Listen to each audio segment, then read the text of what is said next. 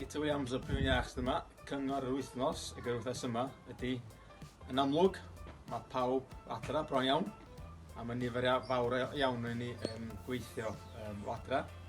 Felly, triwch os gallwch chi wneud amser yn eich diwrnod, gallu mynd allan i wneud rhyw fath o ymarfer corff. Dwi'n gorfod bod yn dim byd high intensity, neu rhywbeth rili anodd. Jyst mynd allan i gael cerdded, cael awyr iach. Jyst bod ni'n symud, mae symud yn ofnadwy o bwysig ar gyfer ein iechyd meddwl. Felly, i cadw'n meddwl ni mor iach a posib, dyna ni'n cyngor ni am wythnos yma. Cadwch yn saff, diolch yn fawr iawn i chi. My name is Guto Williams from Byw'n Iach. This week's tip of the week, due to many of us are now working from home, and most of us are at home in one capacity or another. It's now important to try and make time for us to go out and exercise of some sort. It doesn't have to be a high intensity class. Going out for a walk, having some fresh air, especially now the weather is so good there.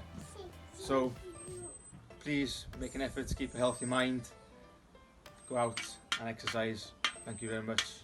Keep safe.